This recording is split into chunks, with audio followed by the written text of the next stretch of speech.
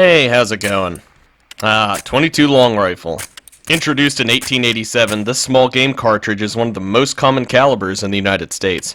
Part of that is because it's been manufactured constantly in large numbers for over 100 years. Since it's so plentiful, even with panic buying going on, usually you can find it for pretty cheap. It's also not just common in the United States. In the United Kingdom, civilians can only own semi-auto rifles in 22 rimfire.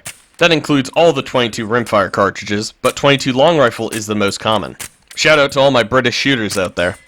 Back in the United States, where the most common semi-auto rifle pattern is the AR platform, it was only a matter of time before 22 long rifle ARs would be created. Colloquially known as AR-22s, these are uppers or full AR rifles that are either conversions of 5.56 uppers or dedicated uppers that will fire 22 long rifle.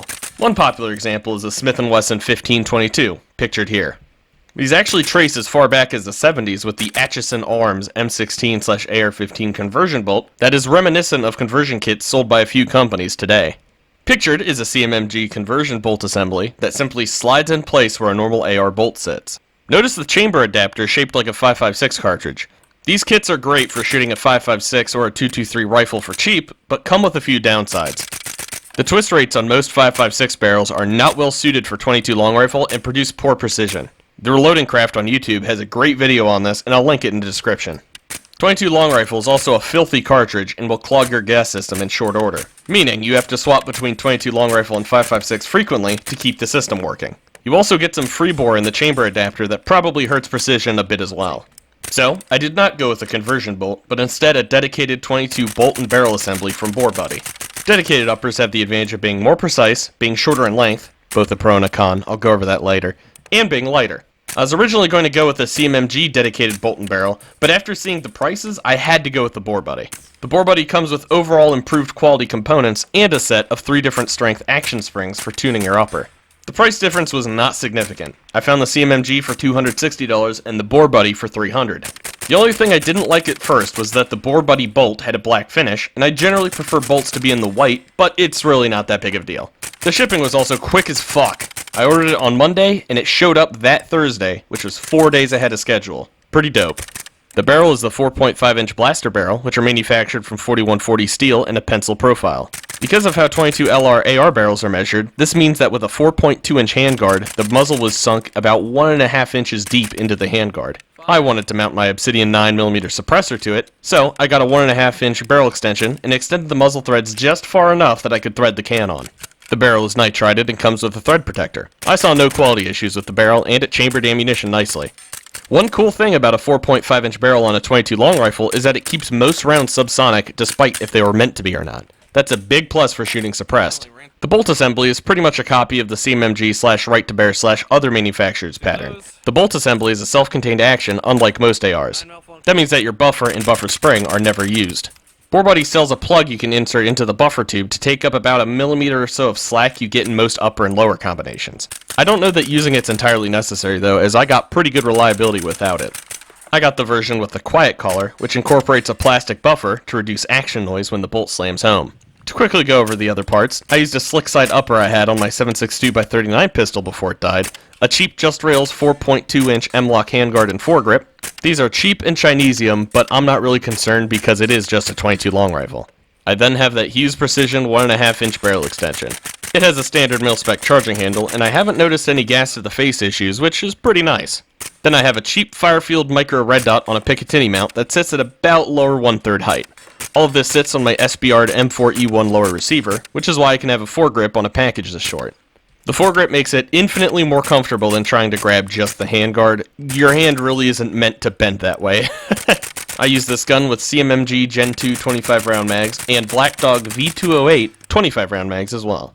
Both ran fine, but the CMMG mags sometimes got bound up when using the Latin Grip magazine speed loader. I fucking love that device though. It makes loading mags take about 1/3 the amount of time. In order to test this upper thoroughly, I bought a shit ton of different types of ammo to use. 22 different types of 22 long rifle ammunition, which is quite the silly coincidence. Prepare yourself, as I will now list off every type and the amount of failures I had with them, so the fewer the better. Also keep in mind that this is with the 6-pound action spring in my bolt, and using the Obsidian 9 suppressor in long configuration. Arms Core 36 grain plated hollow point, 1 out of 15. Not very many rounds, but decent success rate. Arms Core 40 grain lead solid, 3 out of 50. Pretty good. Golden Eagle 40 grain plated solid point, 3 out of 25, not great. Aguila 40 grain copper plated lead round nose, 2 out of 50, really good. Aguila 38 grain super extra hollow points, 3 out of 25, not great. Aguila 40 grain lead round nose, 11 out of 85, not great. Aguila 38 grain supersonic hollow points, a shit ton out of 50. It usually didn't run, but when it did, it would get hammer follows and do a 2-round burst. Not ideal.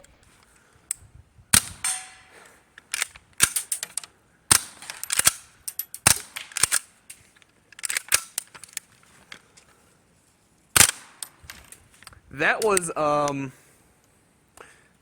hammer follow.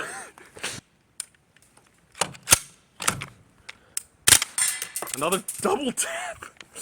Okay. Remington Thunderbolt 40 grain lead round nose, 2 out of 50, really good. Remington Golden Bullet 36 grain hollow point, 4 out of 50, not terrible. Remington Golden Bullet 40 grain plated round nose, 2 out of 75, that's fantastic. Federal Champion 36 grain copper plated hollow point, 2 out of 50, really good. Federal Champion 40 grain solid lead round nose, 4 out of 35, not great.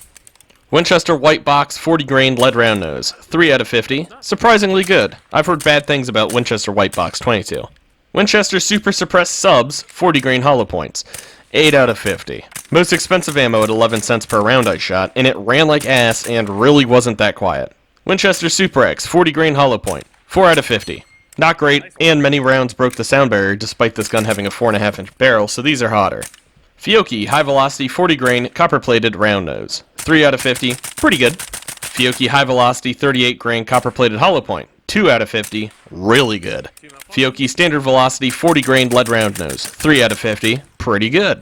CCI Blazer 40 grain lead round nose, 0 out of 50, flawless, which surprised me for only coming in at 7 cents per round. CCI Minimag 40 grain segmented hollow point, 2 out of 50, really good. CCI Minimag 36 grain hollow point, 2 out of 50, really good. And finally, CCI Minimag 40 grain copper plated round nose, 3 out of 50, pretty good. So overall, this gun liked most of the ammo types I tested with a couple exceptions. I will continue to test more types of ammo, but it seems like the best choices are the Arms Cores, Remington Thunderbolts, and Golden Bullets, and CCI Blazers for the price. The more expensive Fiocchis and CCIs ran better, but they're also quite a bit more expensive. Now on to concerns, really just a couple things. The only thing I'm seeing that could have easily been included in the package I bought was the bolt buffer. Quiet Bore sells buffers that reduce wear on the back of the assembly, and really, just adding it for a couple bucks would have been pretty nice. The extractor spring also seems pretty weak and sometimes fails to grab the rim of a case, and by sometimes I mean more than half the time I manually try to pull the charging handle.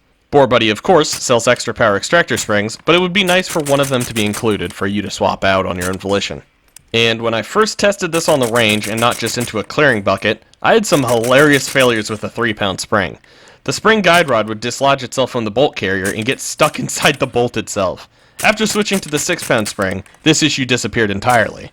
I really can't blame the product for this because the 6-pound spring is what came installed by default, so that was me fucking up trying to tune it. But to summarize my first impressions, I am really liking this bolt and barrel combo in this upper. The short barrel keeps most rounds subsonic for hearing safety, and I can easily rapid fire several mags back to back without any ear pro and not get any discomfort in my ears, except for maybe after like 300 rounds in a row. Some people said that this 9mm can wouldn't be very quiet on a 22, but they can suck my nads, this thing's fucking quiet. But really, I've only put about 1,600 rounds through it so far, which isn't that many for a 22. I will of course be making a follow-up video after I put like, I don't know, fucking 10,000 rounds through this upper. But really, it doesn't matter what 22 you have for planking if you're not training. 22 can be a good way to train sight acquisition for cheap, but you should be live firing with full power rifles, and you should be going to the range. Do some push-ups, get some cardio in, eat healthy, and take care.